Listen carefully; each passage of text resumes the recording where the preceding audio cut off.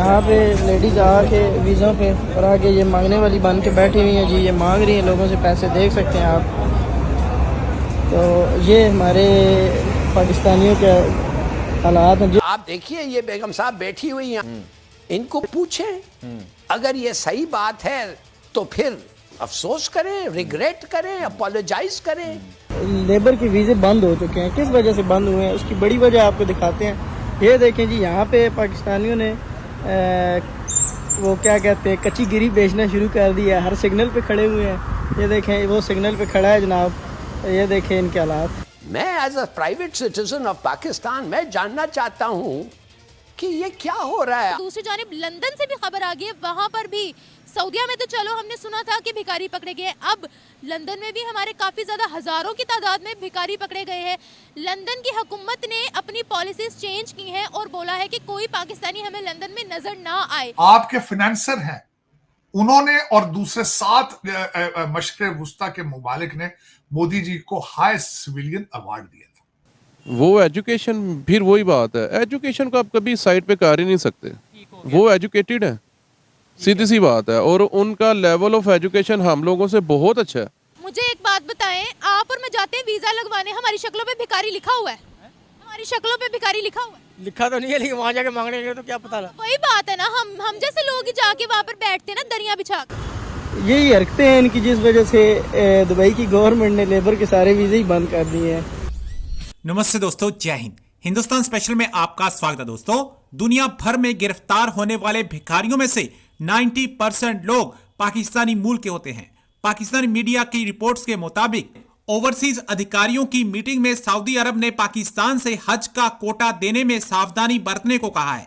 Saudi के अधिकारियों ने पाकिस्तान से भिखारियों और जेब कतरों को ना भेजने के लिए कहा है। रिपोर्ट के मुताबिक सऊदी अरब ने कहा है कि उनकी जेल ऐसे लोगों से भर चुकी है।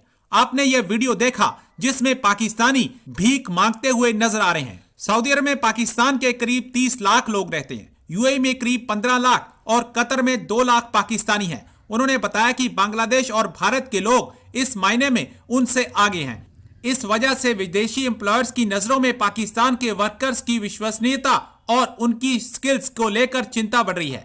आज विदेशों में भारतीयों को ज्यादा पहल दी जाती है क्योंकि पाकिस्तानी हमेशा धोखाधड़ी में शामिल पाए जाते हैं। ये देखें, मैं हूँ दुबई में और यहाँ के लेबर के वीज़े बंद हो चुके हैं। किस वजह से बंद हुए हैं उसकी बड़ी वजह आपको दिखाते हैं। ये देखें जी, यहाँ पे पाकिस्तानियों ने वो क्या कहते हैं कच्ची गिरी बेचना शुरू कर दिया। हर सिग्नल पे खड़े हुए हैं। ये देखें वो सिग्नल पे खड़ा है जनाब। ये देखें इनके हालात। यही हरकतें हैं इनकी, जिस वजह से दुबई की गवर्नमेंट ने लेबर के सारे वीज़े ही बंद कर दिए हैं। यहाँ पे लेडीज आके वीज़ों पे और आगे ये मांगने वाली बन के बैठी हुई हैं जी। ये मांग रही हैं लोगों से पैसे, देख सकते हैं आप। तो ये हमारे पाकिस्तानियों के हालात हैं, जिस वजह से आप कह सकते हैं कि वीज़े बंद हुए हैं। सबसे ज़्यादा बड़ी वजह यही है।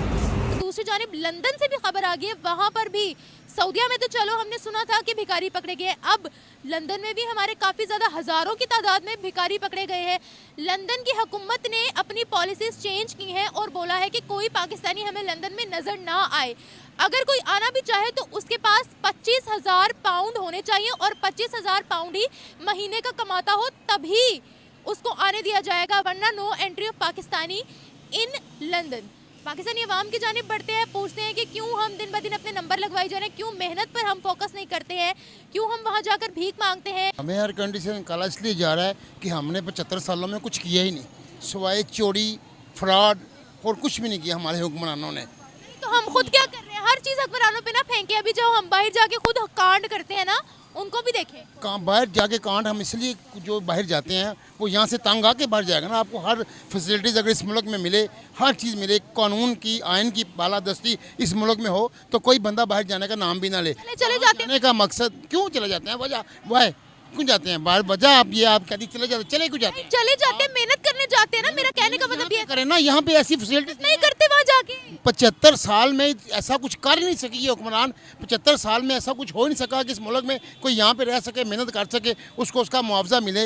इसलिए लोग बाहर भागते हैं यहाँ से, एजेंटों को। इस मुल्क में हर चीज़ में माफिया है। चीनी ले लें, घी ले लें, भत्ता के ये डिंकी लगा के जाने वाले, हर चीज़ में माफ़ी है। कोई ऐसा इकदाम आज तक पाया तकमील तक नहीं पहुंचा। जब खबर ऐसी आती है चंद दिनों के लिए वो उसमें अमल होता है, उसके बाद फिर वो फारग हो जाता है। तो हम वर्क वीज़े पे जाते हैं, टूरिज्म वीज़े पे जाते हैं, तो वहाँ पर पकड़ते तो हमारे भिखारी हैं। ये क्या हरकत करते हैं हम वर्क वीज़ा लेते हैं, टूरिज्म वीज़ा लेते हैं, वहाँ जाके हम दरी बिछाते हैं तो बैठ के मांगने लग जाते हैं। हम ऐसा क्यों करते हैं? जाते तो मेहनत करने के लिए, वहाँ जाके हमारे आओ भाव ही बदल जाते हैं। आपको ये आपने देखा जाके वहाँ पे बेकारी मांग रहे हैं? वो तो सऊदी अरब में भी मांग रहे थे लोग, पाकिस्तानी जाके। फिर वही बात आ गई, आपको समझाएं, शायद आप समझना नहीं चाह रही।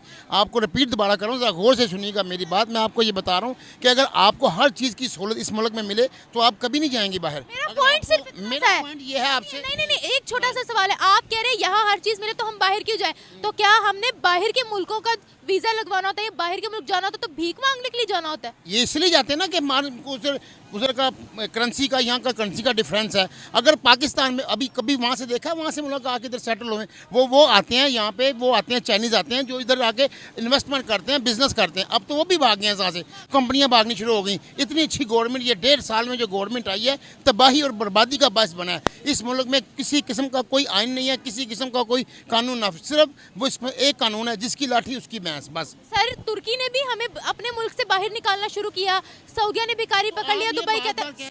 सुने पूरी बात तो सुन ले, पूरी बात तो सुन ले, मेरा सवाल तो सुन ले। अब आप मेरा सवाल भी नहीं सुन रहे। से पहले मैं आपको जवाब दे दूंगा ना, आपको इसलिए कह रहा हूं। बात आप पूरी ही नहीं करने देते तो मैं कैसे बात करूंगी आपसे? देखिए, अरब ममालिक ने भी हमें बाहर निकालना शुरू कर दिया है। जो बाकी की यूरोपियन कंट्री है वो भी हम एक्सेप्ट नहीं करती। अब बात यहाँ पर आ जाती है, इन ममालिक में ज़्यादा जो पढ़े लिखोगी या ज़्यादा जो बड़ी बड़ी कंपनीज को संभाला हुआ वो है इंडियंस।